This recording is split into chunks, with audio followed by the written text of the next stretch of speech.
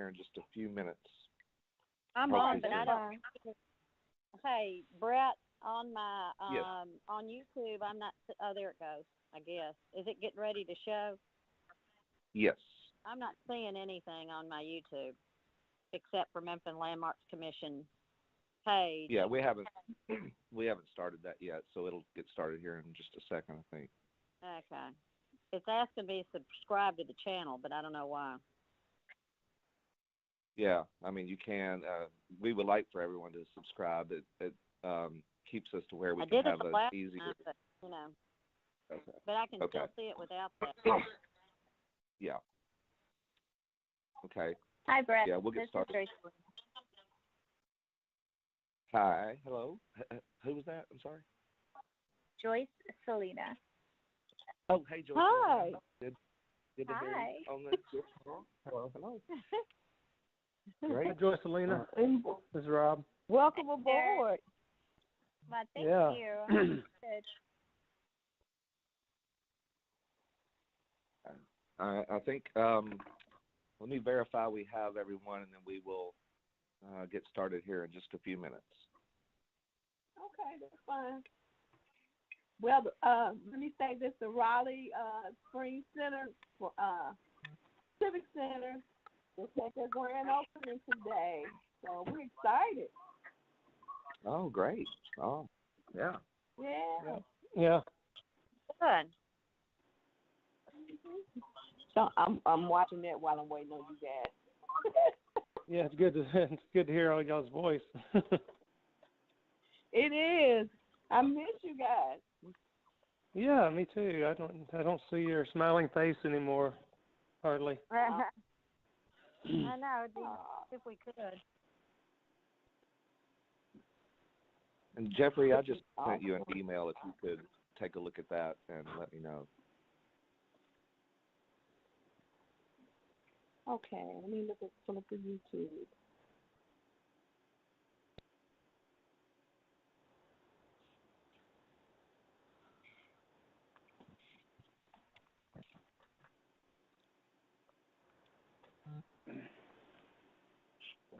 Okay. Well, Madam Chair, I believe we are ready to get started when you are. Oh, there it goes. Okay. Let me get my glasses and we're ready. Excuse me, I'm sorry.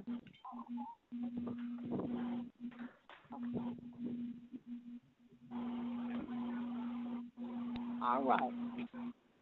We're about to start. The Memphis Landmark Commission is hereby called to order for its regularly scheduled meeting on today, November 19th. My name is Joyce Cox, and I am the chairwoman of the commission. Mr. Brett Ragsdale serves as the executive secretary of the commission. Mr. Ragsdale, may I get a roll call vote? Yes, Madam Chair. Ms. Boyd? Present.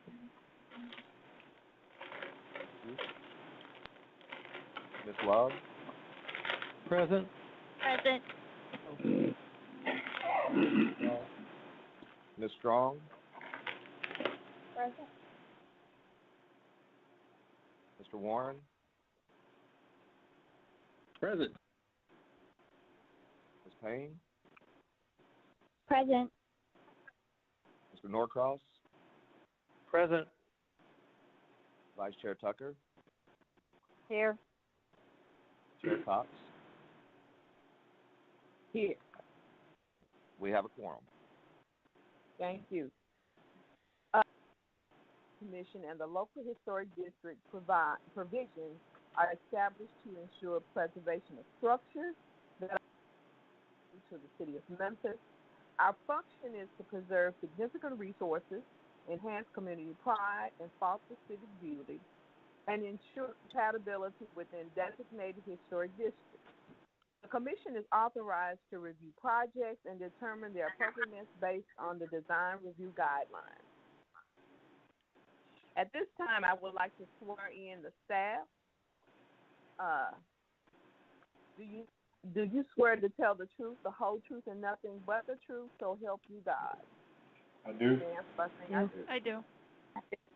Thank you. May I get a motion to approve the minutes from last month's meeting? I motion to approve. This is Cindy. Thanks, Cindy. Can I get a second, please? Second. Okay. Mr. Secretary, please provide us with secretary. No, I'm sorry. All of those in favor signify by saying aye. Aye. Aye. Thank you. Those that oppose? Motion passes. Mr. Secretary, please provide us with a secretary report if there's one for this month. And then Yes, Madam Chair. This meeting. Yes, absolutely. Thank you, Madam Chair. Yes, so I would like to, as a Secretary's report, first of all, thank two of our former commissioners, Commissioner Neil Prosser and Commissioner Allison England, served on the commission for over 5 years, and we really appreciate their dedication and commitment to the city of Memphis and particularly the historic districts that we represent. And so we want to thank them as their terms ended, and as we thank them, we also want to welcome our two newest commissioners who have already been on the roll call, so it's the cat's out of the bag, so to speak. But we want to thank Joyce Selena Love as one of our commissioners and Margot Payne.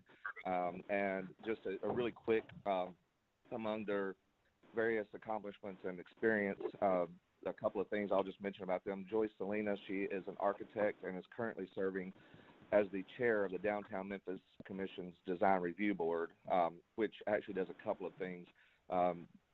We have a position that for a commissioner to be on the Design Review Board, so that fills that. It's not a requirement, but that is a position we have, so that's good. And then Joyce Selena's experience is going to be very helpful as we have projects that oftentimes are at both boards, and so that's going to be good. And then Ms. Margot Payne is a former assistant director at Memphis Heritage, and Margot also has a Master of Preservation Studies from Tulane. And so we're very happy to have Joyce Selena and Martin. We look forward to the caseloads that are beginning to get more and more. We look forward to having them be a part of these conversations and help us work through these things. So. Yes, welcome. And Madam Chair, that is the Secretary's report, and so I will go through the procedures at this time. Okay, thank you. The procedure for this meeting will be as follows. I will introduce each case as listed on the agenda. For each case, staff with the Division of Planning and Development will give a presentation. At the conclusion of the staff presentation, the applicant will have 5 minutes to present his or her case. After the applicant's presentation, the commission will hear first from those speakers in support of the application, then from those speakers in opposition to the application, and the speakers will have 3 minutes each. And then finally, the applicant will have 3 minutes to provide rebuttal. These times do not include time for questions from and answers to members of the commission. The chairwoman may provide additional time provided both sides are given an equal amount of additional time. All parties who wish to provide testimony to the commission will be sworn in by the chairwoman. We have a number of speakers who have informed the staff prior to the meeting about their wish to provide statements during this meeting, and we will hear their testimonies from those who have joined today. I will call on each speaker when it's their turn to deliver their statement. After all parties have been heard, the commission will close the public hearing, make a motion, and then deliberate on the case. All motions made by the commission will be made in the affirmative. The bylaws governing the commission require the affirmative vote of a majority of the attending members to approve an application, regardless of the number of members present. The commission may also vote to hold an application for a period of 30 days. Madam Chair, I submit that all cases have been filed in proper order, all applicants have been notified of this hearing, and all notice requirements have been fulfilled. Okay. Thank you, Mr. Secretary. At this point, the board will establish a consent agenda. To establish the consent agenda, the Secretary will call out each eligible case. Once the consent agenda is established, the board will vote on all cases placed on this excuse me, the consent agenda as a whole and will not hold individual public hearings on each case. Mr. Secretary, which items on our agenda are established to be placed on consent? Yes, Madam Chair. Item number 2, MLC 20-138, 1292 Worthington Street in the Glenview Historic District. Item number 3, MLC 20-140, 113 South Main Street, Gayoso Peabody Historic District. MLC 20-146, 1502 Harbert Avenue, Central Gardens Historic District. And finally, item number 5, MLC 20-149, 1707 Netherwood Avenue, Glenview Historic District. And on item number 5, with a recommendation from Commissioner Strong, we contacted the client and have a friendly amendment that we would add to this if it is approved on the consent agenda. And that is that the friendly amendment would read that the window pattern on the front and side elevations shall be consistent.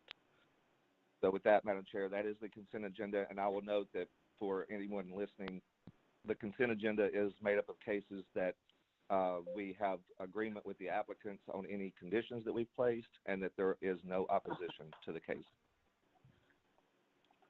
Thank you. May I have a motion to approve the consent agenda as established by the Secretary? This is Commissioner Warren. Can I just ask that Secretary Ragsdale repeat the item numbers on the consent agenda one more time? Just the item number, maybe whatever's quickest. Sure, yes. They are item number 2, 3, 4, and 5. 2, 3, 4, and 5, yes. Okay.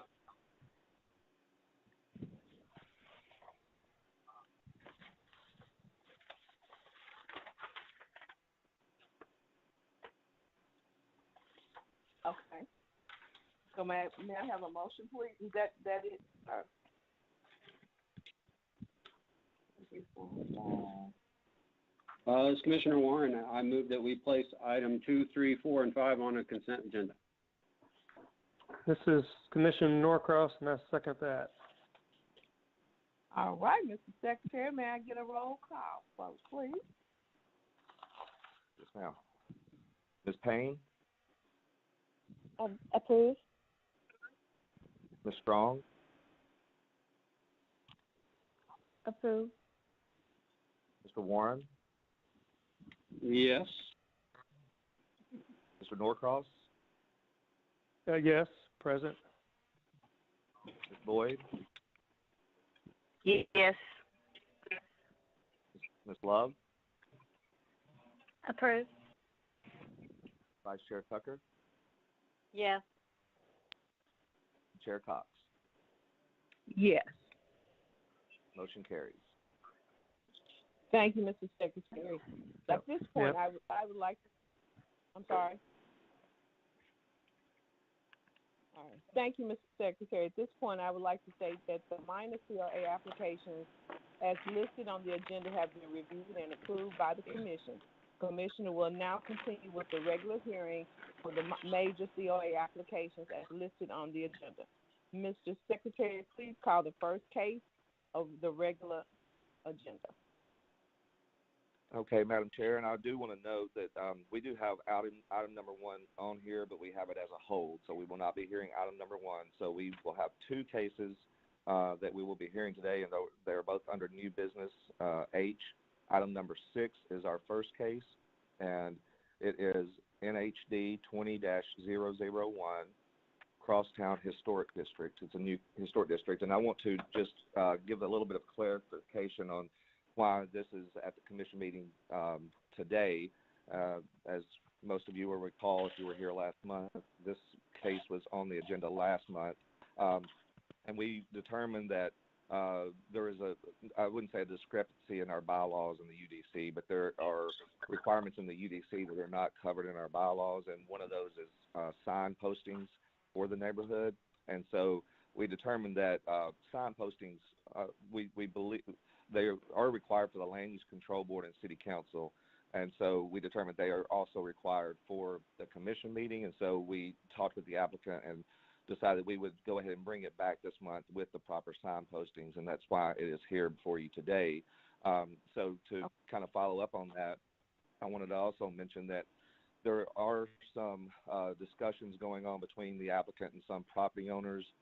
Last month, we were able to address some of the concerns where some properties were removed from the district boundaries, and the neighborhood representatives agreed with that. And so that occurred a few times. There are some other properties that some of the owners are wanting to discuss the boundaries, and that can be discussed today, and I think it will come up in some of the presentations. The historic district designation, once it is reviewed and assuming it's approved, if it is approved, then it would also then the next step it would go to the Land Use Control Board for review of the recommendation from the Landmarks Commission. If it is approved there, then it moves to the City Council. So I just wanted to mention that while you will hear some discussion about boundaries, and the Commission is definitely, can discuss boundaries and either adjust them or recommend their approval as they are, but that can also occur at the Land Use Control Board and at the City Council, I'm assuming. So just wanted to clarify that for this case, because we do have several people on the call speaking in support mainly. So with that, I will leave it or turn it back over to you to start the hearing on it. Okay. Is the applicant present? Yes, I am here. This is Jennifer Amito. Okay. All right. Would you give us your address, please? Yes, of course. Jennifer Amito. My address is 297 North Montgomery Street, Memphis, Tennessee, 38104. Okay. Do you solemnly swear to tell the truth, the whole truth, and nothing but the truth to help you God? Yes, ma'am. Okay. Have you had an opportunity to look at staff's recommendations? Yes, ma'am. Okay. Are you in agreement with them? Yes, ma'am. The only thing that I think was visible was that the staff recommendations were approval, and so there wasn't any alterations to the application. So yes. Okay.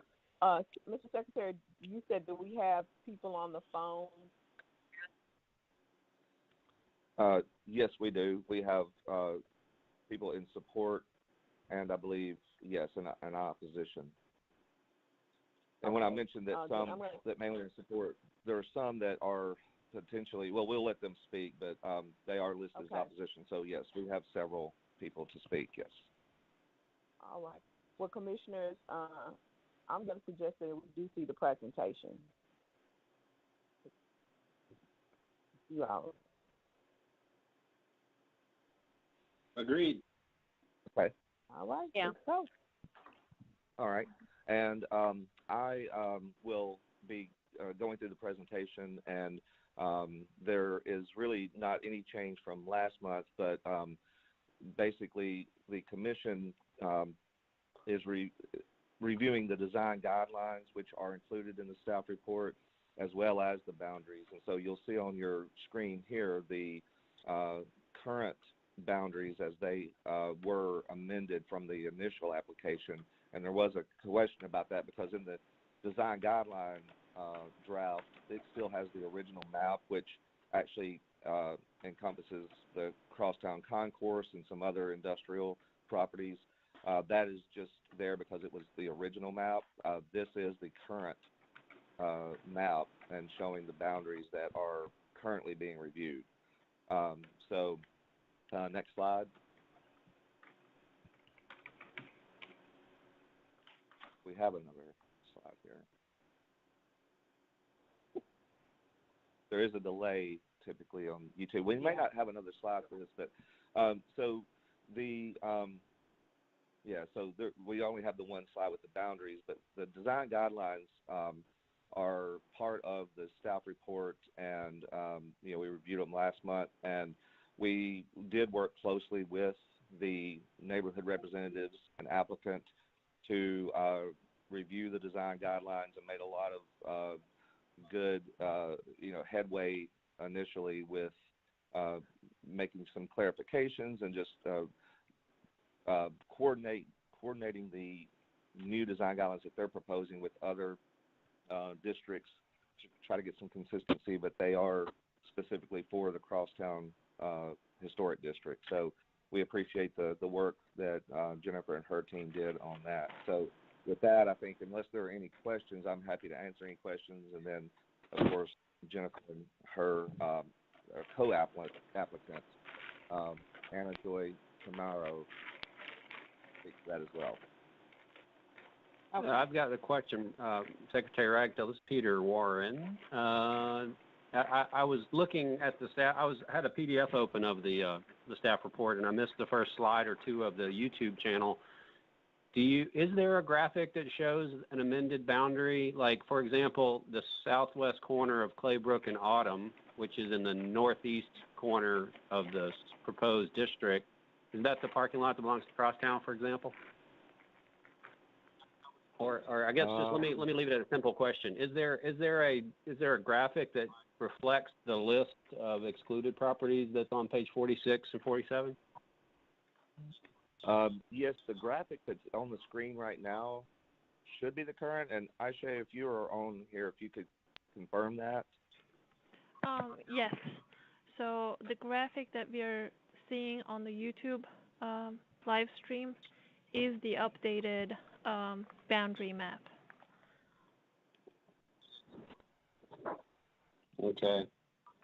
So on what is it, page 47 and 46, where I saw thought I saw like more the second property listed.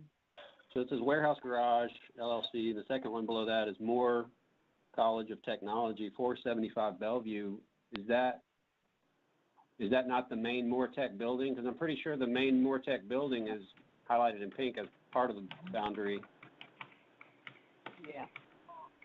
Does Moore Tech as a whole not want to be in the district?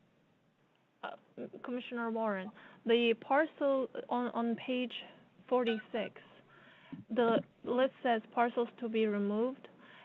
You are not necessarily looking at the property address, but the parcel ID, because owner name and property address might actually give out the owner's property address, like not the parcel itself. Okay. Mm-hmm. Okay. Well, okay. So I guess I need a Google map, like where 475. I'll do that. Well, if you look at the page 6 of the November 19 staff report, which is also available online, we have the same parcel boundaries, excluding the parcels that are listed. Yeah. Okay. So I see, like, for example, the one I keep referring to, 475, is on the west side of Bellevue, and you don't have any properties on the No, you do. Yeah, you do. Yes, you do. They have a second location that's up backs up into the interstate. It's on the other side of Autumn. So between Forest and Autumn. Okay, yeah, I see. Between Forest and Autumn. I'm sorry. Go ahead. Yeah, that's probably the location that's excluded from the boundary. Am I on mute? I'm not sure. This is the applicant, Jennifer Amito. Yes, you are. No, yeah. we can hear you. Okay, I wasn't sure. Sometimes I wasn't sure. That is correct. Yeah, there is a new welding center that Moore Tech built on Bellevue, and that would exclude this property because it is industrial. And directly across the street is Tennyson Brothers. Moore Tech did not express any letter of opposition to us personally, not that I saw for myself and not that I saw on the staff report. So this just excluding their property was just because of the sole purpose that it was industrial and it was right across the street from Tennyson Brothers. And Tennyson Brothers did express a letter saying that they would like to be removed because they are also zoned industrial. and we agreed. We just completely understand that, these guidelines target more residential areas and commercial areas. And so Tennyson Brothers with their being commercial, with Tennyson Brothers with them being more industrial, and then with the Moore-Tech Welding Center that was just constructed probably within the past 3 years, we agree that though they did not ask to be excluded, we just were like, it just makes sense. And, we'll just be tucked right underneath because directly above that black line that you're looking at right now on the screen begins, the one that was just there before. Directly above Tennyson Brothers and above the Moore-Tech Welding Center is the beginning of Speedway Terrace Historic District. So it's just one little section of that industrial buildings, and then, of course, the concourse building that just kind of separate us from Speedway before it picks right back up to be industrial. And it does, to answer that other question previously, it does exclude the parking excludes the parking garage that is part of the concourse building, and it excludes the Autumn parking lot as well that was previously on the area. And then it excludes, the brewery, of course, and such too. So basically, just once you drive down Autumn Avenue, everything to the north side of Autumn is like the parking, the brewery, the concourse, and then Tennyson Brothers, and then, of course, Moore-Tech. And then on the west side of Autumn Avenue, that's when the houses start beginning, of course. And then we also excluded the Jehovah's Witnesses, their building as well. That's kind of across from the Crosstown building, and then of course the post office that's over there too. Right, but there's a large parking lot at the southwest corner of Autumn and Claybrook. I'm assuming that's Crosstown surface parking lot. That's in the district that's proposed. It's pretty. Oh, okay, yeah, I see what you're talking about. We were asked to exclude, it's in a letter from Todd Richardson, we were asked to exclude anything north of Autumn Avenue within the parking, and we did do that request. So, yes. No, this is south of Autumn. I'm looking at an aerial photograph. It's the southwest corner of this intersection of Claybrook and Autumn. So Claybrook runs north, and it tees into Autumn. And the last parcel on your left before you tee into Autumn is a parking lot with, I'm guessing, 120 parking stalls. It's a skinny. Yeah. So, and I was talking briefly with Secretary Ragsdale, and I apologize. This Commissioner Warren, so everybody knows. I apologize. I wasn't on. I did not attend last week, so I'm not certain how much conversation there was. But I'm glad to hear there's a lot of discussion about the careful consideration of individual parcels. So for me, it wouldn't be appropriate to include that surface parking lot at the extreme northeast corner of the proposed district as I see the pink map now. And I would go so far as to agree with a letter of objection from this Mound Development Corporation or group, Mound Development Group, that, in my opinion, a vacant 9-acre parcel under single ownership also ought to be heavily considered for exclusion. I don't know if this is the appropriate format to discuss that, but I think that the designation of the district, having been on the commission now for 3 years or more, it really creates obviously a lot of thick regulation that might not be appropriate for a large project.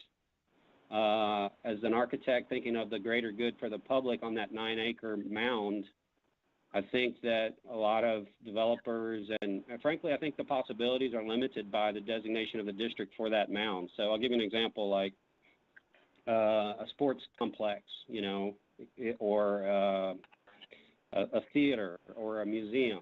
I've sat in on some reviews at the College of Architecture where that site has been used as a hypothetical design project, and I've seen museums proposed on that property. Now, I'm not aware of a museum nonprofit or group that's lined up ready to do that, but I think that future development on that lot, something large or civic, would be really have a hard time, and it may even scare them away. When we read the actual guidelines, the wording of the architectural details, materials, massing, the things, it doesn't give much wiggle room So that's my thoughts there.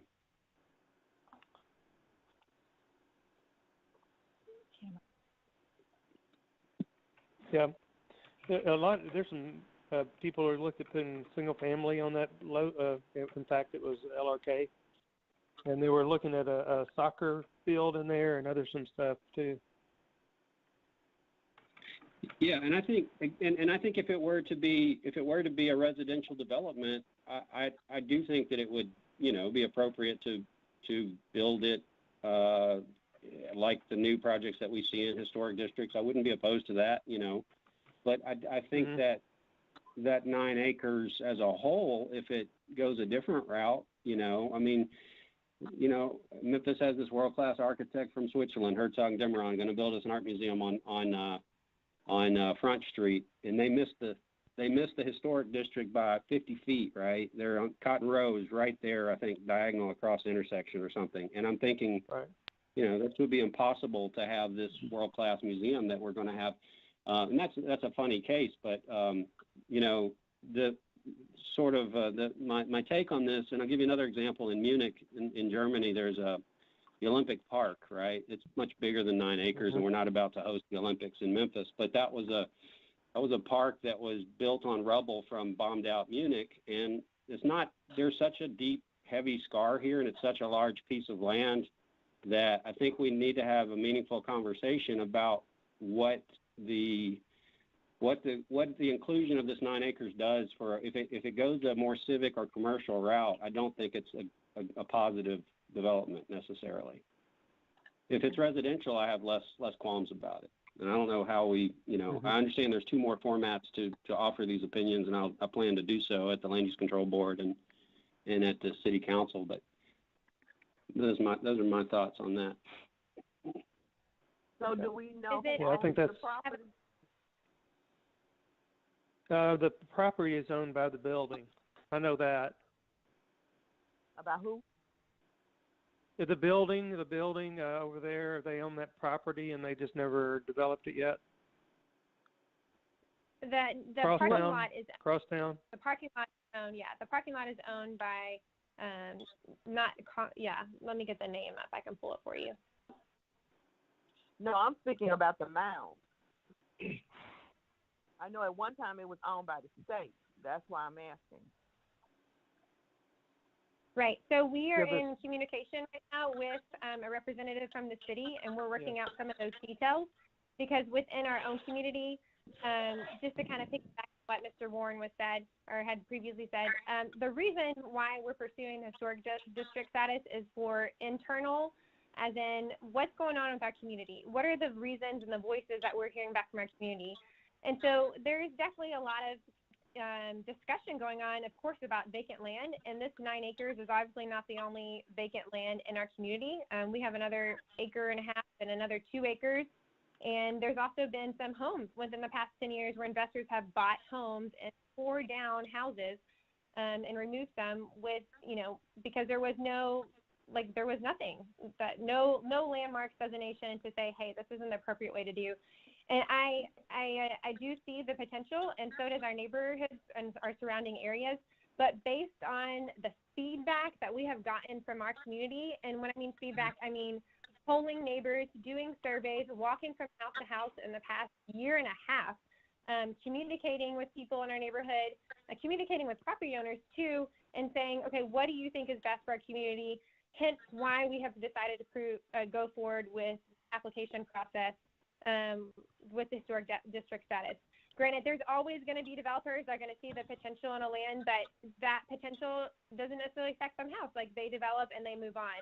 Where, I have a 15, 30-year mortgage on my property, and those choices that are, developed on that mound have a direct impact on my house.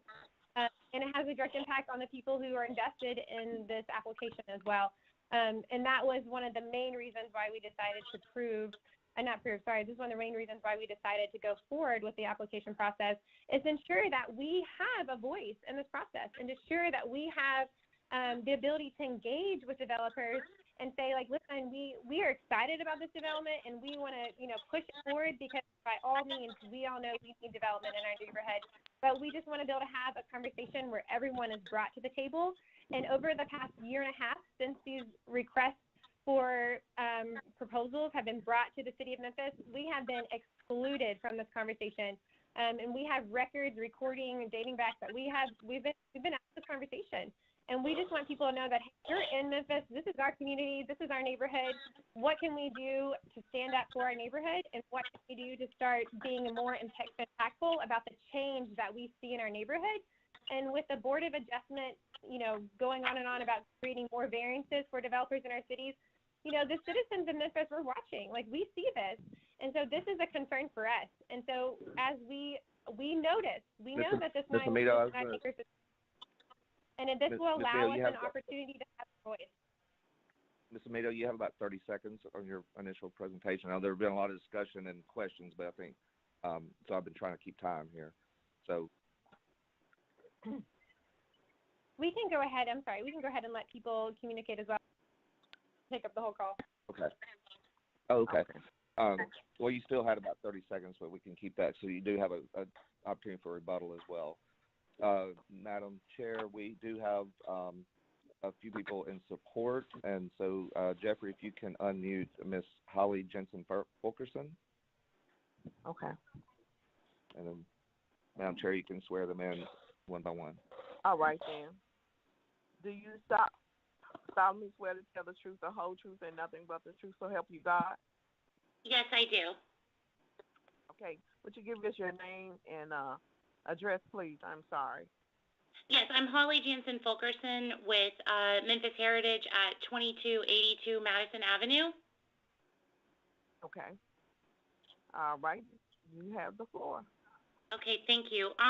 Just going off of what Jennifer has already expressed, we really feel strongly that the Crosstown Mound and the other vacant that she mentioned really need to be included in this local historic district. Research has proven that properties within a local historic district appreciate at rates greater than the local market overall, as well as faster than similar non-designated neighborhoods.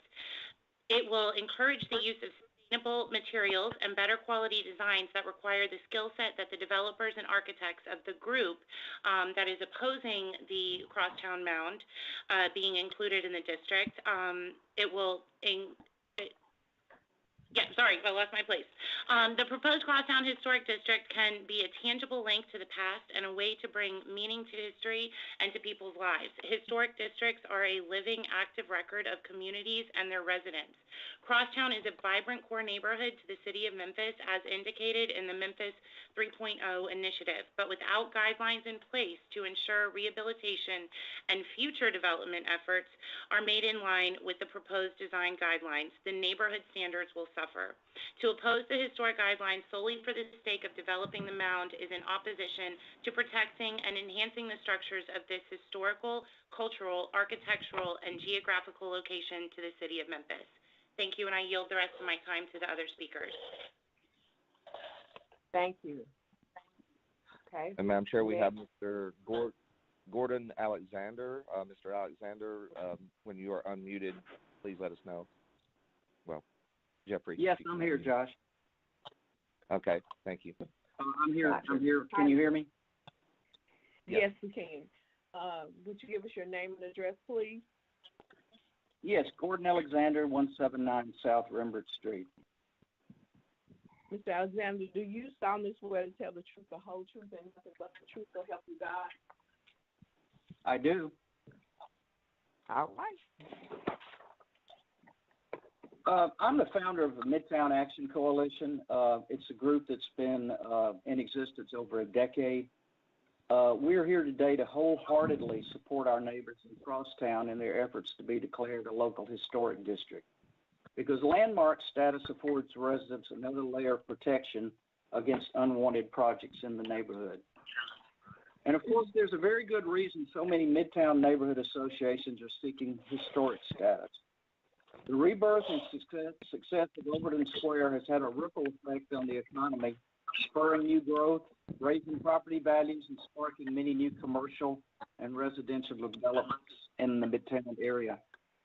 However, it's been a double-edged sword for us, as we're being engulfed by many projects by developers who don't want to play by the rules, but want to circumvent the UDC and the Midtown overlay.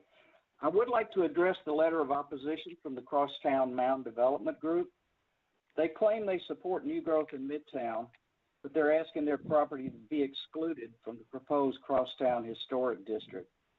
My question to you, gentlemen, if you plan to develop in harmony with the neighborhood in which you own property, what on earth would be your reason to oppose this application? One of your partners is Ed Apple of Apple Partners, LLC. Hopefully you will not want to emulate his project at 23 South Morrison Street, where his company got BOA approval to erect a 3.5-story tall, skinny apartment building, which towers over the rest of the 2-story structures in the neighborhood. This is exactly the kind of development that is not welcomed in Midtown, and local historic status for neighborhood across town will help prevent this kind of unwanted development. Thank you for your time, and I urge you to unanimously approve this application. Madam Chair, we have Jeremy Williams speaking in support. So Jeffrey, if you can unmute Jeremy.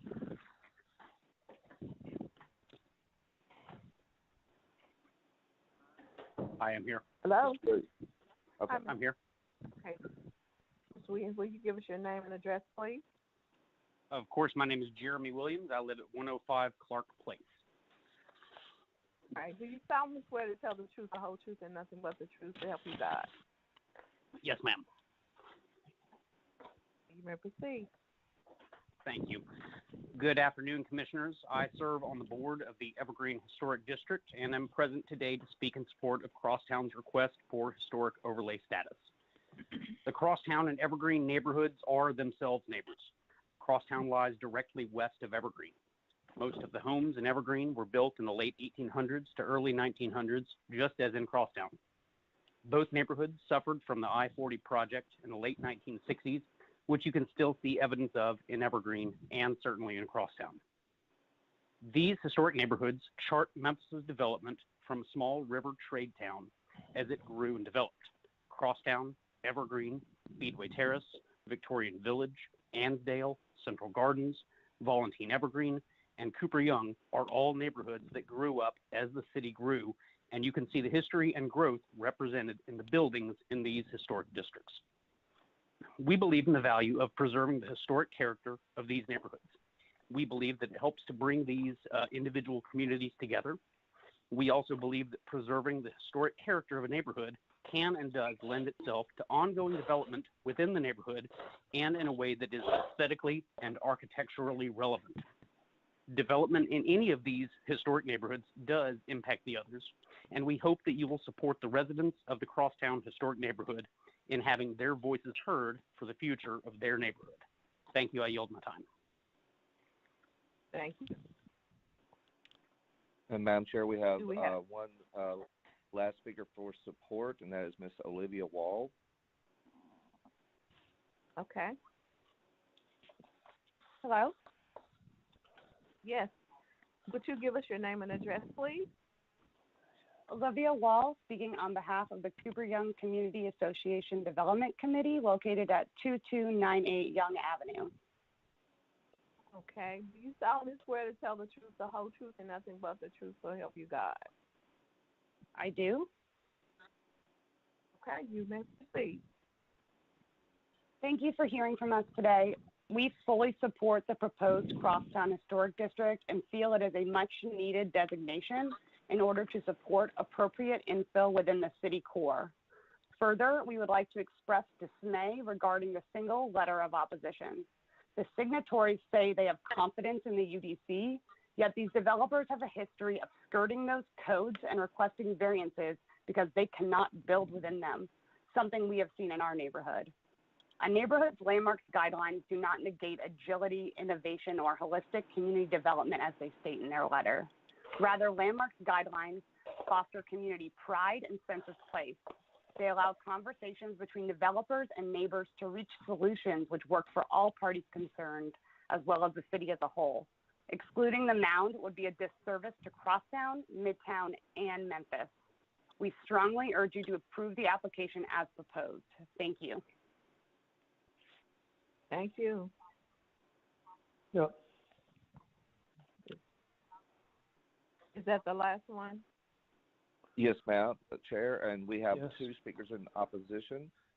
We have Mr. Lou Wardlaw. Jeffrey, can you unmute Mr. Wardlaw?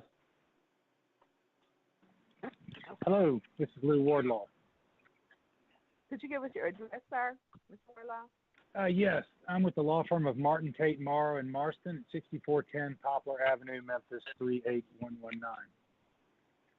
Yes, sir. Do you solemnly swear to tell the truth and the whole truth and nothing but the truth, so help you God?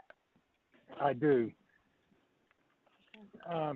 Ladies and gentlemen of the commission, thank you. I represent Memphis Recovery Centers, Inc., or MRC. MRC requests that its properties in the proposed designated area be excluded from the historic overlay district. The methodology of signing up to be a participant in front of this body in such a process requires that the applicant, or requires that the neighbor say whether they're in favor or in opposition to, and ours is more of a hybrid. MRC operates at 1234 Poplar Avenue, 219 North Montgomery Street, and 272 North Bellevue, which is an empty lot. And while MRC, any reference of it is omitted from the application before you, the location at 1234 Poplar Avenue specifically has been used as a residential alcohol and drug treatment and addiction facility and center since 1974. MRC is a vital member of Memphis's fabric and is critical to the health of this community. And it's a force for absolute good in Memphis and has been operating as such for decades. But the reality is MRC and addiction treatment facilities like it aren't sometimes the face of Memphis that the neighbors want to look at, despite its having been there since 1974. MRC treats people in their most desperate hour, including, I'll give it as an example, youth who are in state custody. As a result of that, right now, MRC has a chain link fence and razor wire on one of its properties in order to comply with the restrictions that are placed in doing their mission as it's supposed to be done. There's other peculiarities of this business that are required in order for it to meet its mission. And these peculiarities that make it different than its neighbors are grandfathered in but are threatened by such a designation over it.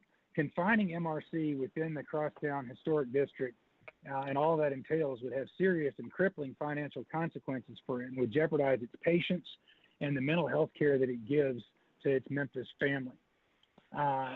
Should the historic designation be approved, including MRC, along with those intended restrictions on repairs and modifications and new construction, for instance, on its empty lot, it would be restrictive and expensive to the point of breaking MRC's razor-thin budget. As you know, Office of Planning and Development has recommended approval, but has also set forth, it's been discussed here, certain commercial and industrial properties to be excluded. It was brought up by one of the commissioners earlier. William R. Moore Technology, a College of Technology, has been partially excluded, the new welding center, but not the college as a whole. That's another iconic Memphis institution. It's our position that MRC's property should also be excluded. We don't take a position on the designation of the historic overlay of the district as a whole, but its property should be excluded so it can be allowed to continue as a residential alcohol and drug addiction treatment program and provide continuous care for the next decades to come. We are asking here today. Mr. Wall, you have about 20 seconds. We're asking here today that the properties at 1234 Poplar Avenue, 219 North Montgomery Street, and 272 North Bellevue, all owned by and operated by MRC, Memphis Recovery Centers, Inc., be excluded. Thank you very much. Thank you, sir. And Madam Chair, our final speaker in opposition is Mr. Brad Sheeter. Okay. Mr. Jeter? This is Brad Scheidler. Scheidler? Okay. Sorry about that. All right. Hey, sir, would you give us your name and address, please?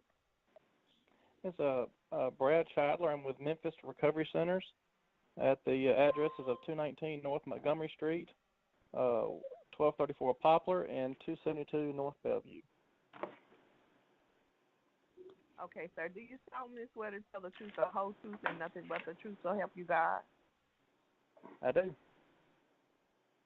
All right, you have the floor. All right, MRC is a nonprofit organization that has been around for over 50 years, treating individuals from the age of 13 to seniors for their substance abuse. We have our own accredited schools for our youth so that they continue their education while in treatment, giving them another chance of receiving their diploma. The state and federal funds that we receive are stretched the best ways possible. We have been a stable part of this community for a while and would like to remain to do so.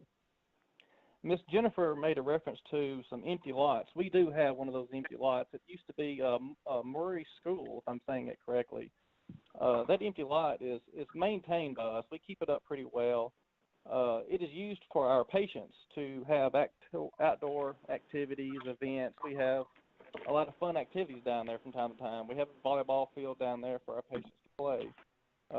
Really one of the only places that we can get to have some outdoor activities. So that's what we have that lot down there for.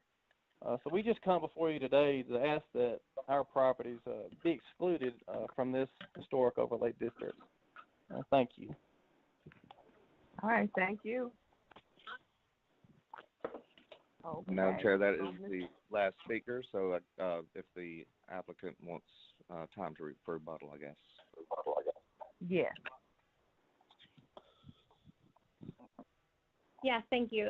I think Anna Joy Tamayo is on the phone as well. We just want to thank you for the comments made by Memphis Recovery Center. I also had reached out to them. We had chatted, I think, via email a couple times, and we just want to let them know that we're here to help, and in no way do we ever put these guidelines on somebody to make them feel like that they're ever in a situation financially. We're here as a community, and I understand that the gated area, I did not know that was one of your concerns, and we definitely apologize, but if there's anything that we can do as a community to kind of work through this project, whether it's help to raise funds to help replace those, we will commit to doing that if that is something that needs to be done.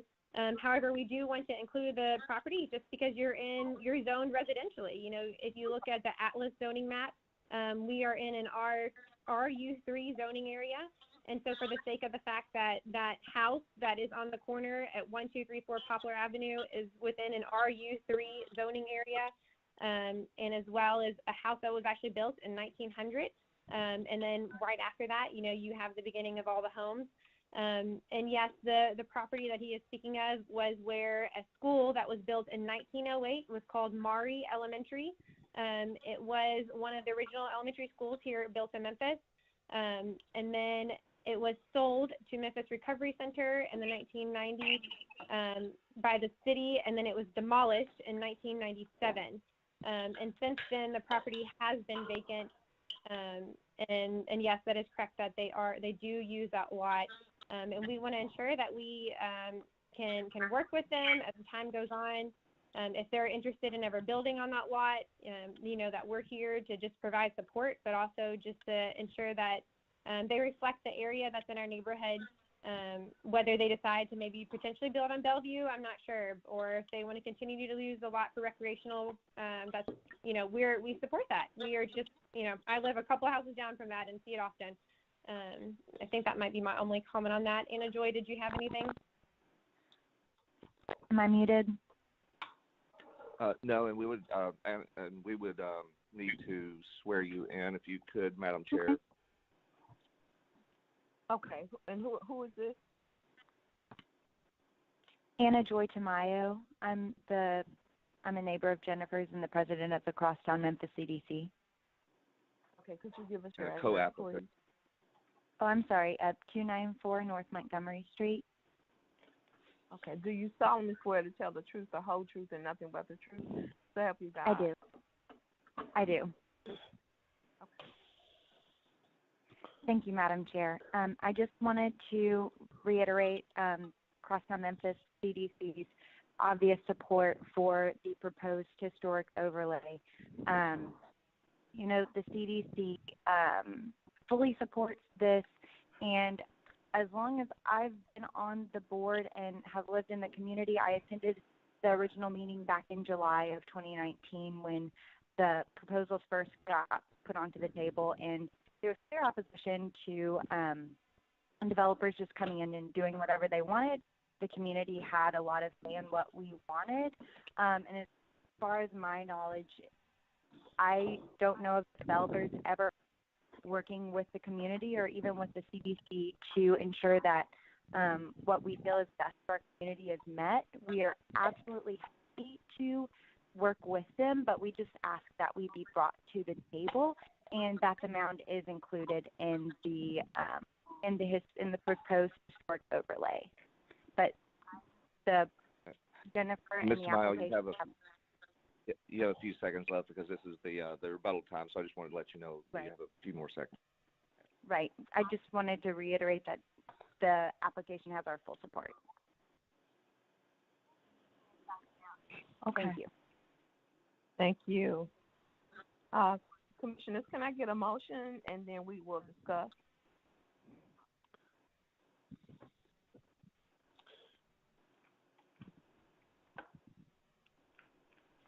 This is Commissioner Strong. I motion that we discuss NHD 20-001, Crosstown Historic District application.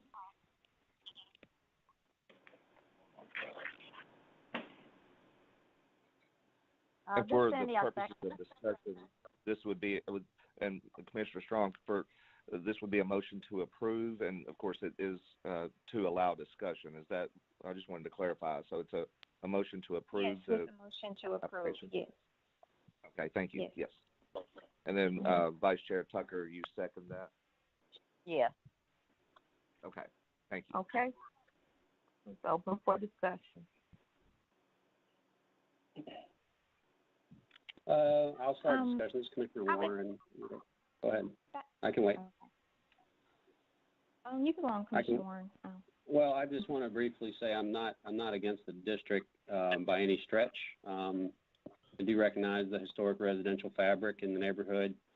I do just want to point out that there is some complexity to this district, perhaps more so than others. The Poplar Avenue frontage is commercial, and that's nothing new. You know, Central Gardens has some commercial frontage, or actually largely excludes it. But let me try to reframe this. This is a small yet complicated district, and I'm in favor of it. I think that the mound is something completely unique, and I've already discussed that, so I won't go any further on that. I really do appreciate the comments from the MRC property owners and appreciate the work they do. You know, it's worth discussing. If you take a street view look at their building, and I mean no offense to the MRC folks, I understand they operate on a tight budget, but nobody would ever mistake their building for being a contributing structure. And so it's clearly, you know, it's more of a hotel almost than a house. And I think their points, especially if you look at that property from a street view, like I said, their points are well made. So again, I want to just say I'm definitely in support of this district. I just think we need to discuss the certain parcels in particular. Yeah. Okay. Ms. Strong, you can go ahead.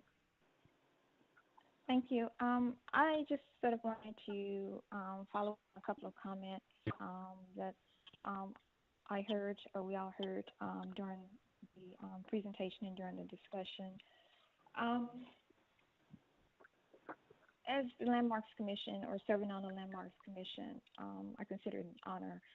And the idea or notion that because you are in a historic district that somehow that limits the talents, abilities, or skills of architects or designers or contractors or craftsmen is troublesome, because I believe that, great things can come out of creative and innovative and great teams working together.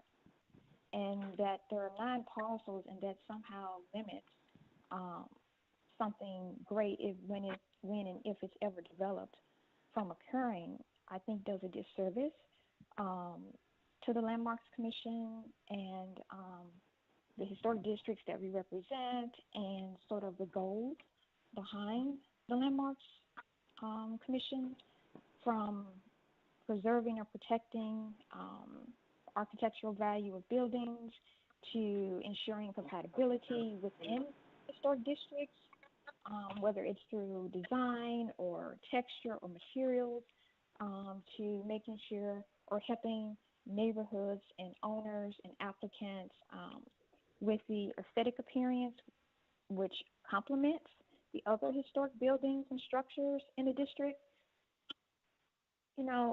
Whether it's single residential or it winds up being commercial space or whatever, great design or architecture or something that fosters civic beauty and community pride, I think historic districts, Landmarks Commission, and guidelines can help foster that and provide that for a neighborhood or community. And I think we sell ourselves short when we say, they just can't design or do something like that because it's in a historic district. Okay. That's all I want. Thank you.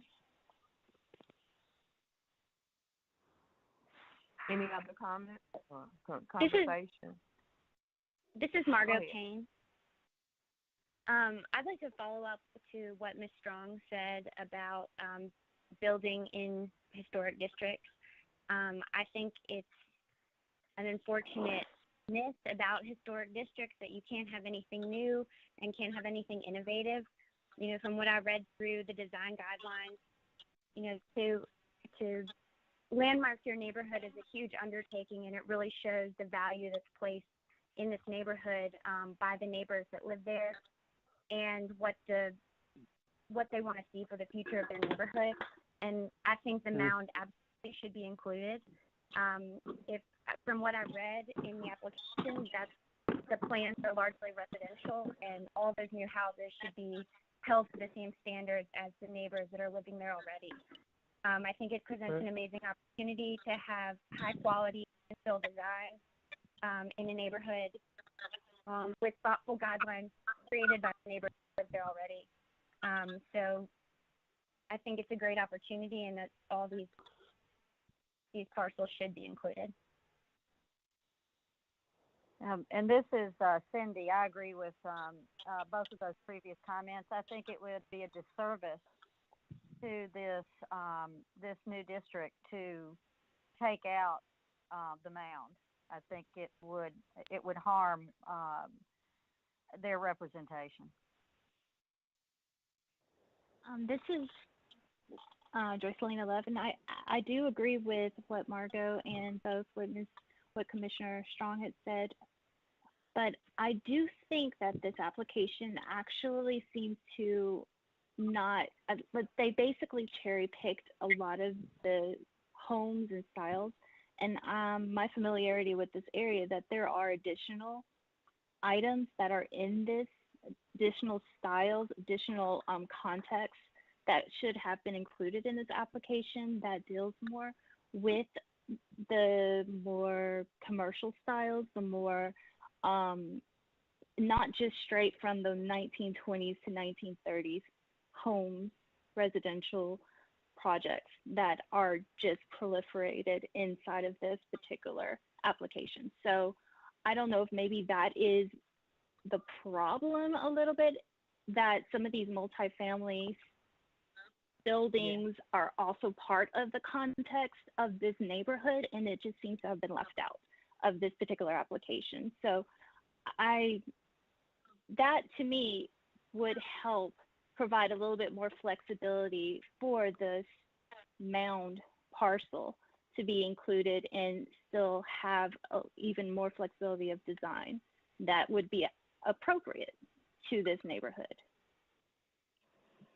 So, and this is Commissioner Cox.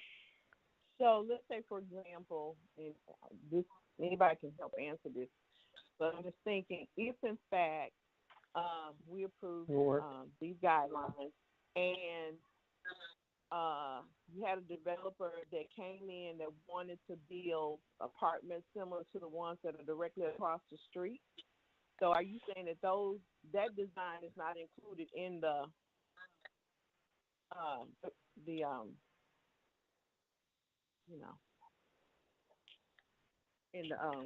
the guidelines? I'm sorry. So what would happen then? Is that over? Well, because it's over almost. And y'all are walking around and making noise. So, Mr. Secretary, can you help me with that? I believe, so maybe was that directed at Ms. Love's comments about those things? So, yes, and I think that... I mean, I guess my point is, if we approve it, and then someone comes back and they want to do a similar design to the apartments that are directly across the street, and how would we deal with that? Because it's a historic district, but their guidelines don't address the apartments. Well, and I don't know the guidelines word for word, but I do think the point that Commissioner Love made is, I think a lot of the examples, the photographic examples that, of course, will kind of guide people and kind of lead people in a certain direction. Those are all of the more of the craftsman style of the 1920s, 30s. There aren't really any photographic examples. I do think maybe, and that would be helpful, I think that making it very clear that these guidelines, because I think in the verbiage of the guidelines, it talks about the context, but making that maybe more clear that it is the entire context. It's not just a snapshot in time. I mean, this is a very diverse neighborhood. As Commissioner Warren said, it's small, but it's complex, and so I don't know if adding something, giving a little bit more emphasis that the various context and history of the neighborhood is what is supposed to be taken into account when designing something, especially the infill properties that we're talking about. So it looks like to me, when I first read the application or read their design guidelines, first I noticed they were 32 pages, and it seems like they were trying to submit condensed design guidelines, and so therefore to make it condensed into 32 pages, they would not include numerous pictures of what you find in the neighborhood. But another thing to answer your question, Commissioner Cox, for example, under building mass, scale, and form in the design guidelines, they say a new building shall follow the same pattern of mass, scale, and form as those historic houses existing on that block of the street. So they're not limiting sort of the style. They're just saying the mass, scale, and form should be consistent or harmonious with what you find on the street. They're also saying consistency in mass, scale, and form of the buildings gives the student neighborhood a sense of unity in human scale and human friendliness. So you're not being overwhelmed or something is not out of scale that overwhelms the experience. And then under new construction, they have in the design guidelines, in a moment as I'm scrolling this I think it was, architectural details. It just says it should relate to what's comparable elements, stylistic elements, general size, shape, scale, or materials or depth, appropriate to your architectural style. So I don't see it as limiting so much. Well, I think this is Commissioner Warren. I mean, I'm quoting the guideline where there's a bullet here that says use materials similar to those seen historically.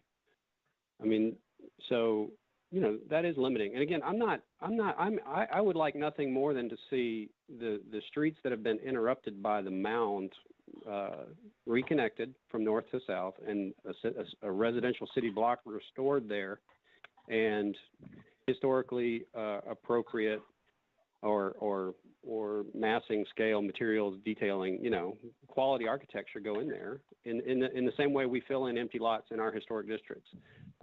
However, that's 9 acres. It's owned by the state of Tennessee. I mean, on the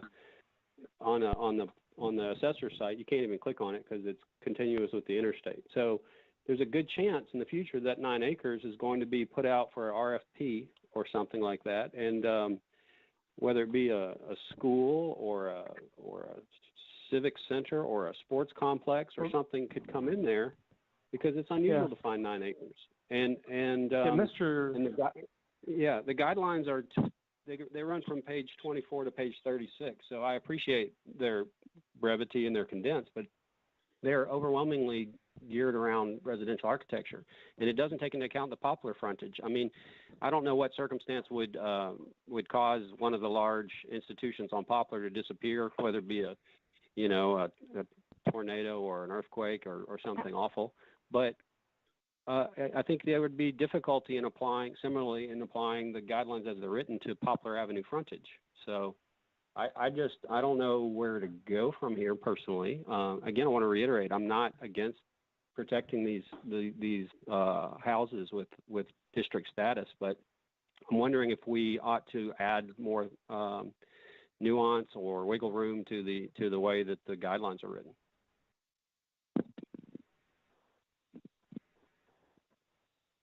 This is Margot Payne. There is a section for religious, educational, or other institutional buildings of the guidelines, and at the end, which applies to new construction and exterior alterations to other institutional sites. And I see, from reading through those, I feel like there is a lot of wiggle room for how to create something different than a residential addition. And even when it says, to use historic building materials, I feel like that does still allow a lot of wiggle room. That you can build a beautiful new brick building.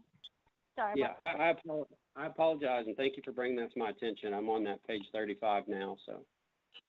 Yeah, I think that's a helpful section of the guidelines that expands it and doesn't make it so limiting. It sounds like this will be residential, but if not, this will in no way, these guidelines will in no way keep the mound from being redeveloped into something else more institutional. And the guidelines really serve as a helpful context to place new development in. There's nothing to me that seems limiting. It just respects the historic precedents surrounding the new development and helps shape it into the best fit for the neighborhood, but absolutely doesn't limit use or even scale, just something that fits with the neighborhood in whatever context it ends up being.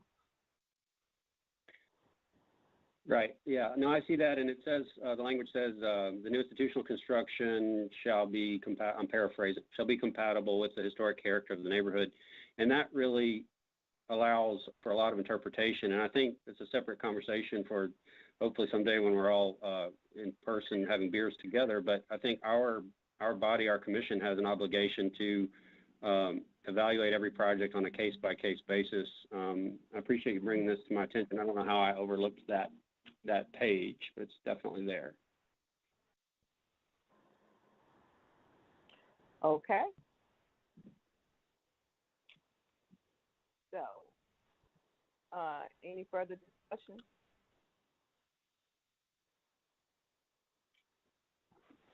All right, I think we need a motion. Madam Chair, we have a motion and a second. I know we had a lot of discussion, so that was a while back. Yeah, this is it was very good discussion. Yeah, Rob, Okay, sorry. Oh, go ahead. Commissioner Norcross, and we did a plan over there when I was at LRK for the mound, and the only way to really do it is you have to take a lot of that dirt away, and then the state's going to want to. They want money for the dirt, and that's a challenge.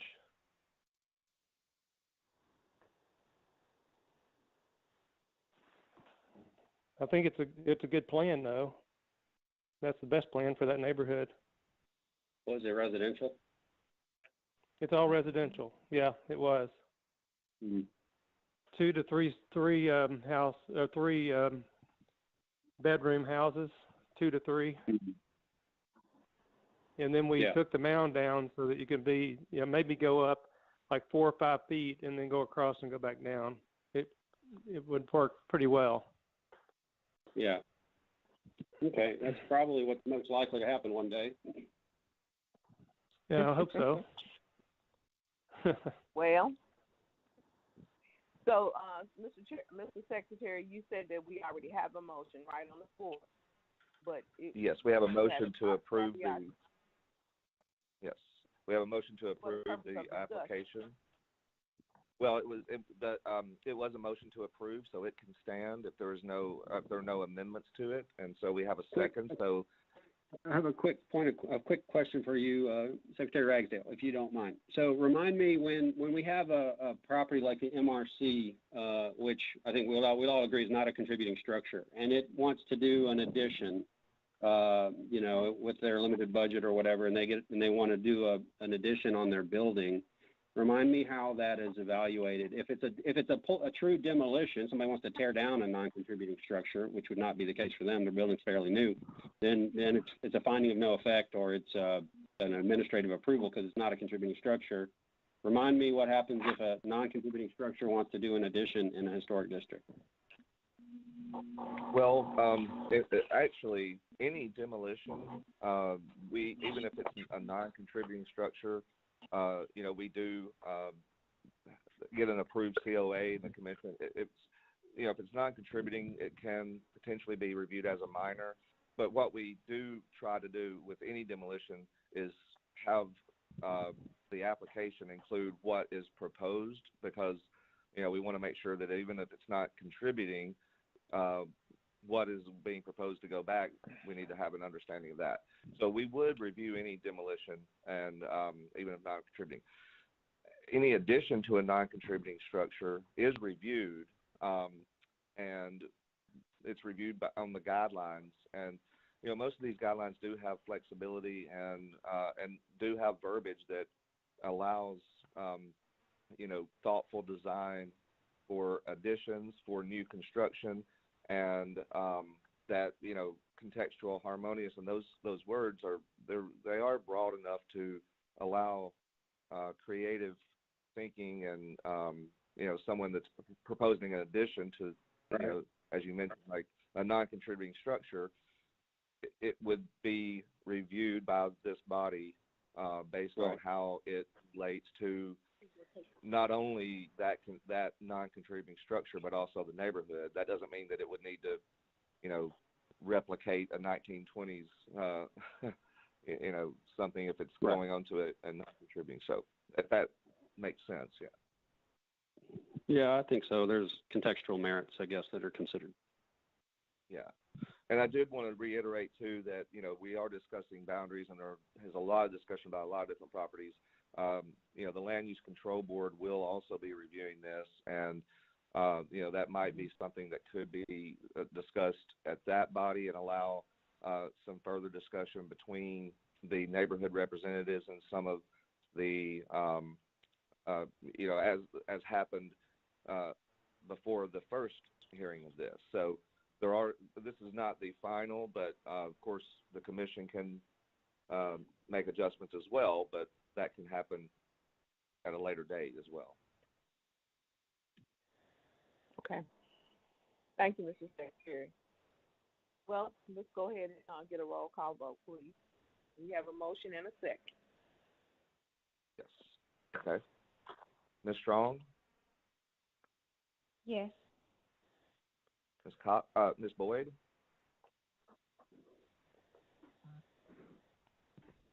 We may have lost Ms. Boyd. Yes. I don't know. Yes, okay. Mr. Norcross? Yes. Love? Yes. Yes. Yes. Mr. Warren? Yes. Ms. Payne? Yes. Vice Chair Tucker? Yes. Chair Cox? Yes. Motion carried. Thank you. All right. And Madam Chair, last and final case is MLC 20-136, 1925 Nelson Avenue in the Cooper Young Historic District. And with this one, as the last one, I will give a little a bit of a description of why we are seeing this today. This was at the October commission meeting, and the application was denied. When an application is denied, there are two options that our bylaws allow.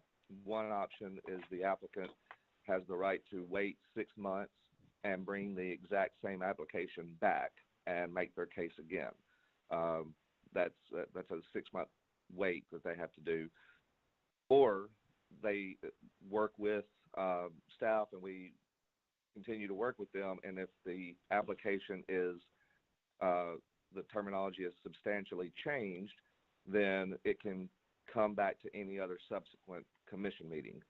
So if you recall, this is a proposal, so I'll make the presentation here, and I will go ahead and make it because we do have opposition and support, and then I will kind of briefly go through the application and explain what I'm talking about when I say substantially changed.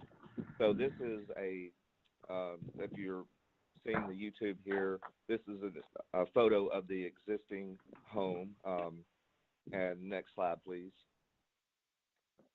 There is an addition that was started, and we placed a stop work order on it.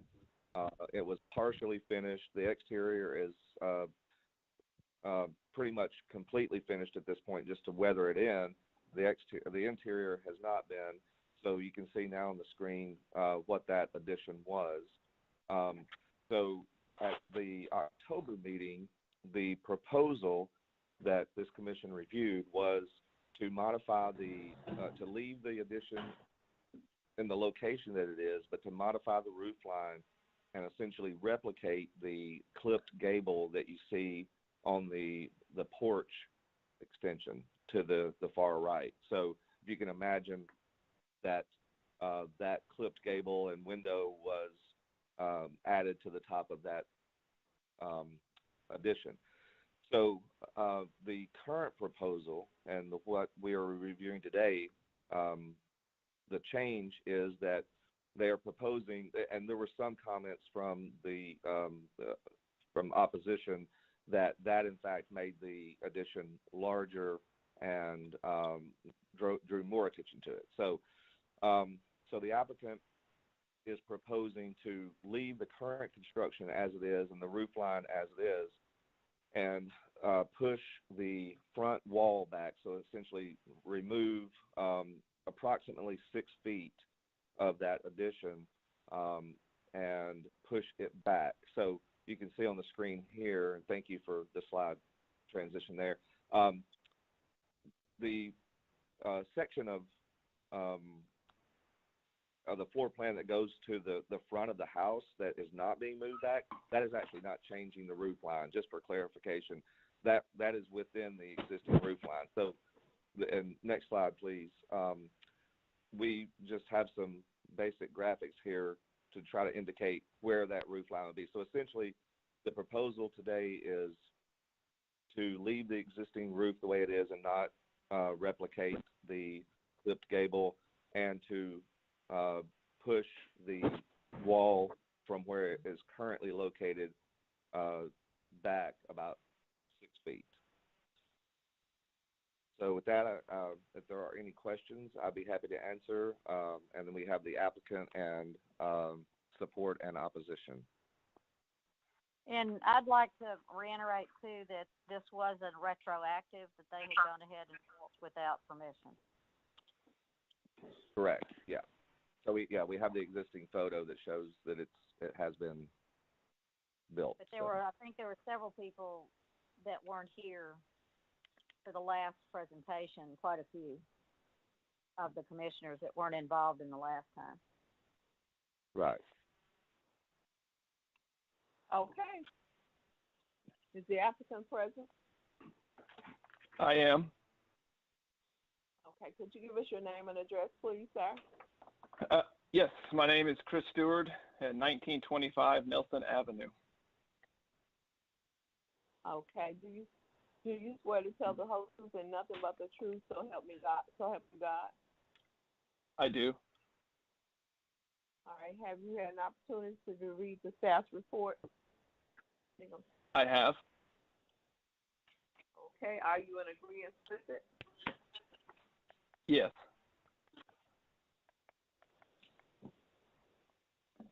Okay. All right, sir. Mr. Secretary, we will hear the opposition or the person for now. Well, and Mr. Stewart, if he wants to add anything, I don't know if you do or not, but you're welcome to add anything if you'd like.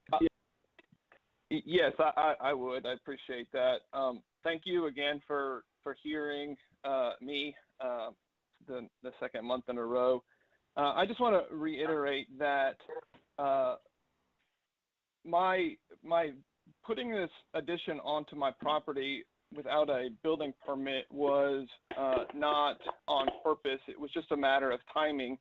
I was unaware that a certificate of appropriateness was required, and as Mr. Ragsdale had said earlier, construction started, an immediate stop work order was put on within 24 hours, and I had to make a decision between leaving my house open to the elements for a certain amount of time or to close it in, and I chose with the approval of the code office to close it in, dry it in, and stop there. And so that was my choice, and I apologize for doing more than what you guys would like to see. Obviously, the process, I did not go through this process correctly, and I apologize for that. As far as the addition, I approve the proposal, and I'm willing to do whatever is necessary to move forward based on your board's judgment, and I appreciate the opportunity. Well, thank you, sir. And Madam Chair, we have Mr. Stewart. Did you have your architect on the line as well? We have her listed. I'm not sure if she's on and wanted to speak. She is on the call. Oh, there she is. Yeah, Deepti. Yeah, hi, Bird. I'm here. Okay. So, Madam Chair, Ms. Deepti Deshpande.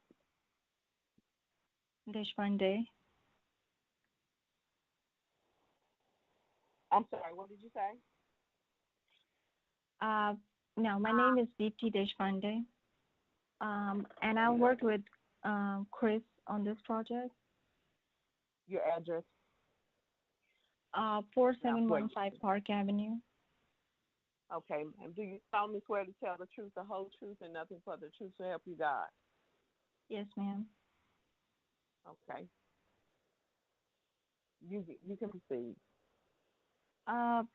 So I got involved in this project after they had the stop order on this, and I helped Chris drawing the as-built drawings for the project. So before I got in, most of what you see on site had been constructed over there, and I see that it was done in conditions, and he explained that either he could keep it open to the elements or close it, and he just chose to do that. I think when I worked on this project, it did not really look completely awful from, I mean, it does have all the elements that he's talking about, and like it does repeat the history. We also had submitted few drawings earlier last month, which were kind of trying to repeat the same historic features that the house has. And I think he has been working with Brett and others just to make this as much possible to be close to the history and the historic, the how it looks right now. But I mean, I would really like to support this, and I would like to hear what others have to say. Thank you so much. Thank you. Mr. Secretary. Okay. Yes, Madam Chair, we have someone in support, Ms. Sydney Ashby. Okay, Ms. Ashby. Yes, I'm here. Okay. Would you give us your name and address, please? Sydney Ashby, 2048 Nelson Avenue, Memphis, Tennessee, 38104. All right, then. Do you solemnly swear to tell the truth, the whole truth, and nothing but the truth to help you God? Yes, ma'am, I do. Okay, you may proceed.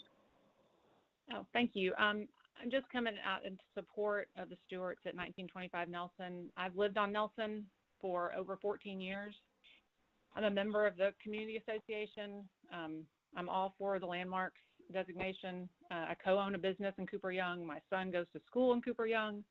I'm on the PTA. I'm deeply invested in this neighborhood and the direction it takes. I'm an active participant, and I have, I have had some problems with some developments here in Cooper Young, but this is not one of them. I feel like the addition at 1925 Nelson is perfectly acceptable, and it fits fine with the architecture of the neighborhood. And so I just want to come out and support the Stewarts, and I hope that you guys will support him as well. Thank you. Thank you. Okay, and Madam Chair, we have one speaker in opposition, Ms. Olivia Wall, who is the Cooper Young Community Representative. Ms. Wall, I believe you are unmuted. I am. Yes. All right. Ms. Wall, if you would give us your name and address, and then I'll swear you in. Olivia Wall, speaking on behalf of the Cooper Young Community Association Development Committee, located at 2298 Young Avenue. Okay. Do you solemnly swear to tell the truth, the whole truth, and nothing but the truth to help you God? I do. Thank you. You may proceed. Once again, thank you so much for hearing from us this evening. Just like last month, we are sympathetic to the reasoning behind the addition. However, our duty as a committee to the neighborhood is to our guidelines. As such, we cannot in good conscience support construction that does not comply with the guidelines written by the neighborhood and approved by city and county governing boards such as yourself. In summary, the addition does not adhere to 7.1 and 7.3 under habitable additions to existing structures.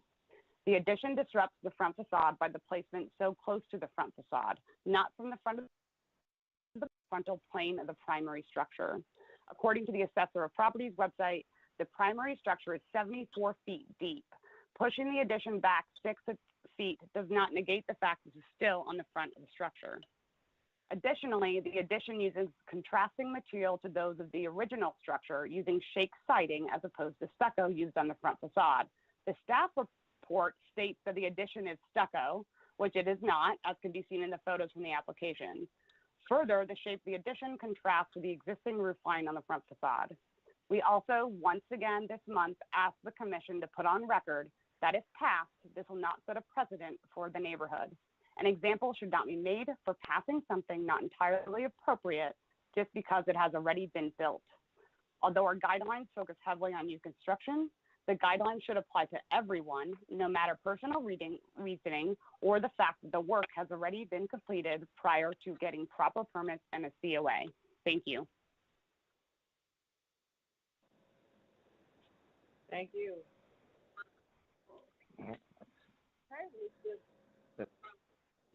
Madam Chair, that was our last speaker, and Okay. so the applicant has 3 minutes for rebuttal. Yeah. I appreciate Ms. Walls and their diligence in reviewing this project.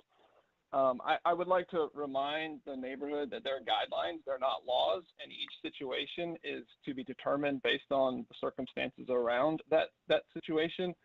I have precedents on my street that have this same siding, along with the siding that matches, or not matches, but blends with the brick pattern that is on my columns.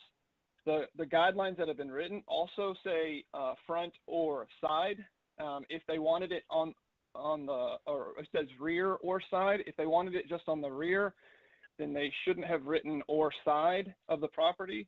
And as far as of my reason for doing this, we have taken in 5 kids into our home. This isn't an addition for a theater or a game room or anything trivial like that.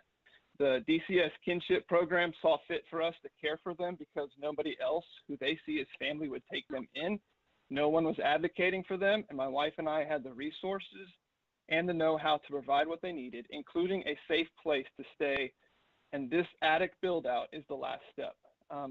This is a bump out by 10 feet. There was already a finished space up there. This is not a full addition, although it does appear to be a full addition. And so, yes, thank you for hearing me, and I appreciate just the opportunity to be heard once more. Brett, can I talk? You have This is another DT. minute. Yes, there is another minute available for the rebuttal. Okay. The addition that we have done is, like he said, it is to the side, and it has been mentioned that it can be on the side. We did try to put it on the other side. On the other side, he has a fireplace coming in, and on the rear, there is construction already done. Right now, the side that it is on, if we can take it a little behind as per the staff recommendations, I think it is not going to be really seen from any sides of the road. And what anyone has to say about the siding, I think that issue can be solved, and we can work with the neighborhood and get the kind of siding that, you know, probably work with some material which kind of resembles stucco, and work with the neighborhood to make the house look as appropriate as we can to the street right now. I think that's it. All right. Thank you. Thank you. No, And I'm sorry. no, that was all, and that was all the speakers that we have. Okay. Thank you, Mr. Secretary. Can we get a vote? I mean, not a vote, but a motion. Sure. This is Commissioner Warren. I move to approve MLC case 20-136. Okay. Second. I second that. Rob Norcross. All right. Thank you. So, we have an opportunity to discuss. As Commissioner Warren, I'll get my comments out of the way. I want to thank staff for working with the applicant to develop a compromise here. I want to thank the neighborhood representative for taking interest in the project. And I want to thank the owner for being flexible. I find the staff's recommendation, I agree with the staff's recommendation of approval subject to the condition of basically modifying this, a few other minor points. I do think that it actually, it can still be interpreted to meet the guidelines after those modifications. It does say addition could be on the side or the rear. I also find the use of the shingles, the shake shingles, in this case as an accent material to be precedent. You know, they're certainly not unprecedented. One does see shakes in gables and accent locations. I don't take any issue with the material. And I don't, you know, to speak to the owner's architect's comments, you know, changing the siding is actually not easy to do because it's on the sides. It's on three sides. It's not just on the front that's getting rebuilt. And I guess that's sort of a moot point because I don't want to give any credence to the fact that something's already there. It should be judged because it's already there. I do legitimately feel that once this is moved back 6 feet, that it will have minimal impact and fairly minimal visibility from the street. And that's all I have to say. Thank you, sir.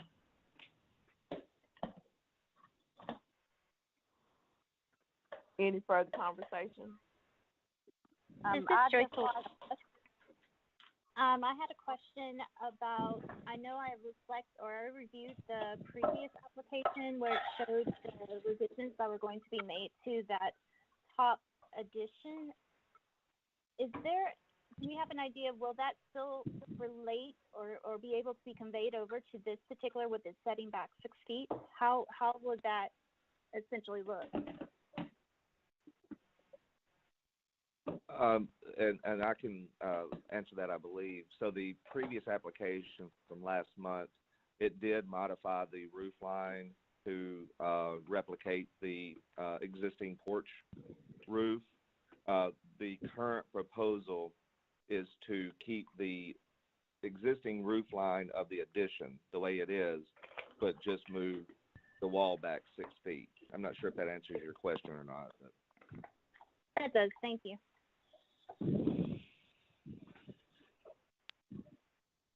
Okay, just once more, it's a very admirable what Stewart has done as far as,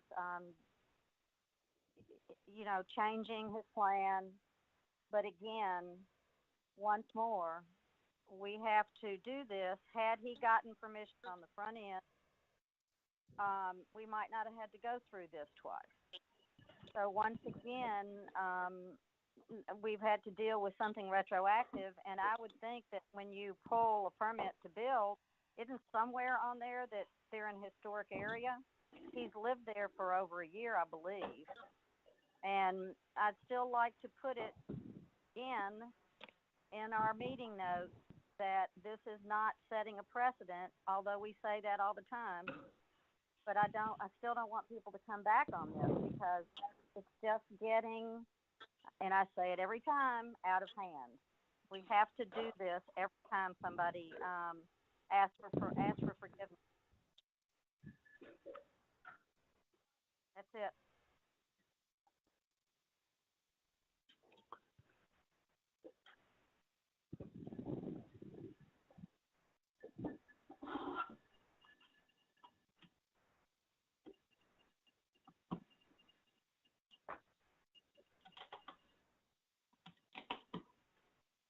Hello?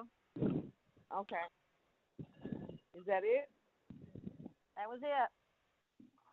Thanks, Cindy. Commissioner. Well done. Okay. Any further discussion?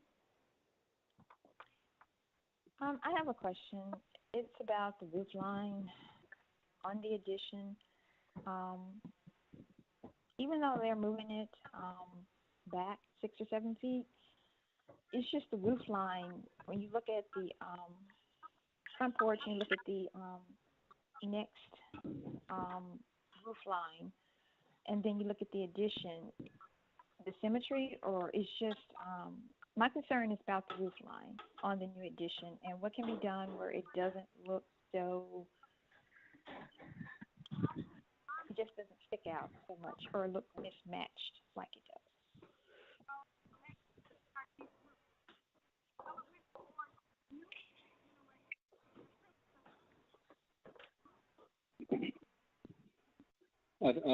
Commissioner Strong, this is Commissioner Warren. I mean, that's the challenge of any sort of second floor addition for sure. They're not easy to do, even when done through the proper channels. you know, on the one hand, if a designer tries to match existing roof slopes, and I think maybe I wasn't here last month, but you know, you can go too far in your efforts to match and mimic. You know, so if I have a 5 and 12 slope or a 7 and 12 slope that's even steeper, and I say I'm absolutely going to do the second floor on a 7 and 12 slope, that meets one sort of category of logic, but it also makes the addition bigger. And so a lot of times you see these lower slopes that don't match a slope on the roof, but by default they keep the addition's mass down. It's a good point, good question.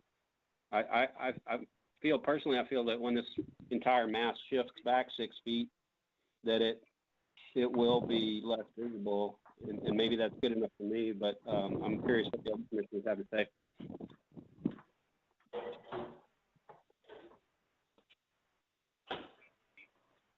We did try to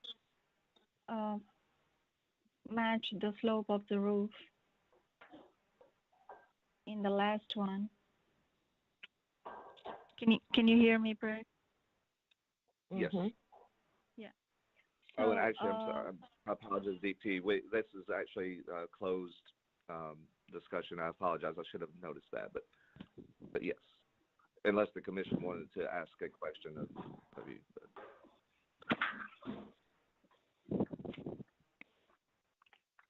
Are there any more questions?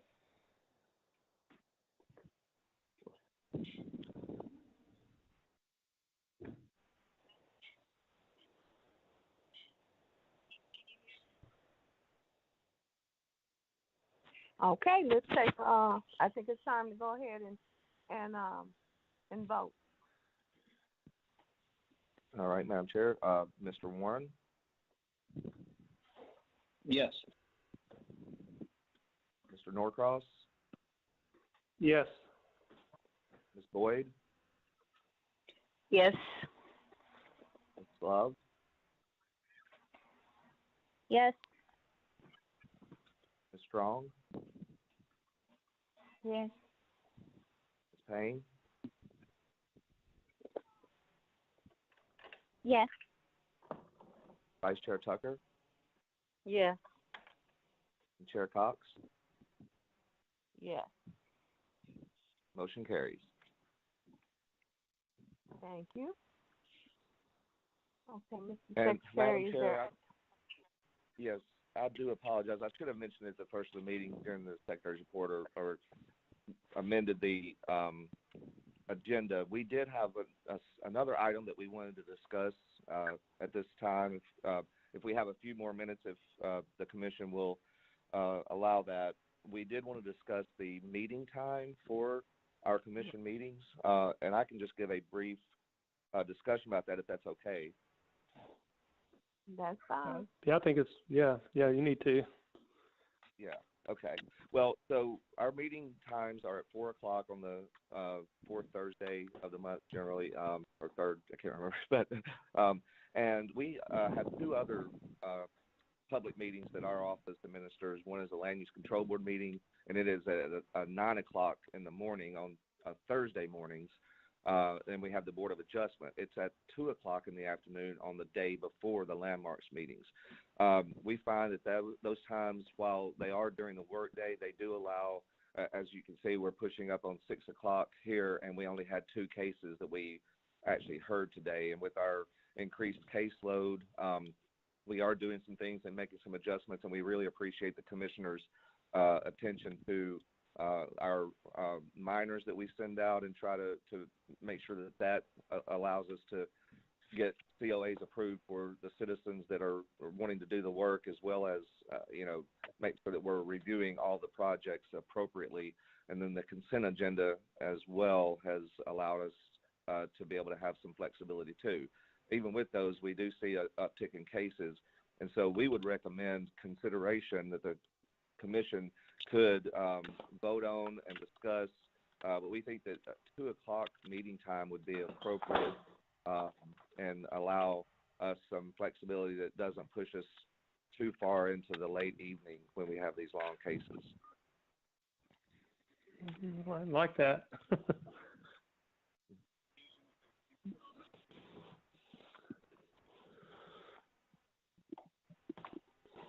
I mean, it works for me on Thursday. So Yeah, I'm I fine think with it. maybe under new business, then we would add an item 8. Let's add an item 8 if that is appropriate, and it would be a discussion at the meeting time. And if we would have, I guess, we could have someone make a motion to approve that, and then second in any discussion or vote. So the motion is to have meetings begin at 2 p.m. instead of 4 p.m.? Yes. Is it that simple? All right. Yes. This is Commissioner Warren with a motion to hold future Memphis Landmarks Commission meeting on the same day, but at 2 p.m. rather than 4 p.m. And Commissioner Warren, might I add that we would begin this in January of 2021? Yes, I will add that we would begin this in January 2021. Thank you. Yeah, that's when we want to do it. I'll second with Cindy. All right.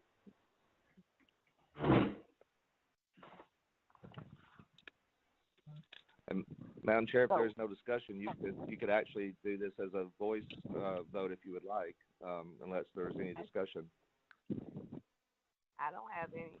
If no one wants to discuss, we can go ahead and do it as a voice or whatever. A roll call. That's fine. We could do a roll call. Okay. Okay. Okay. Ms. Strong? Yes. Ms. Payne? Yes. Mr. Norcross? Yes. Ms. Love? Yes. Ms. Boyd? Ms. Boyd emailed me. Okay, I think Ms. Boyd actually, she just emailed me. This is another reason to change the time. So, Mr. Warren? Yes. Vice Chair Tucker? Yes. Chair Cox? Yes. Motion carried. All That's right. all we have for our agenda. All right, Heavy. No all more good. new business. We're gonna adjourn the meeting. And welcome our new commissioners. Yes, I'm happy for them. They're gonna be great. Yeah, we're not going to add a new district every month. Thank you. That was a nice welcome present. Yeah, thank you all. Definitely welcome to our newest commissioners. Thank you all. All right, take care, everyone. You. Thank you. Everybody Bye. have a good evening.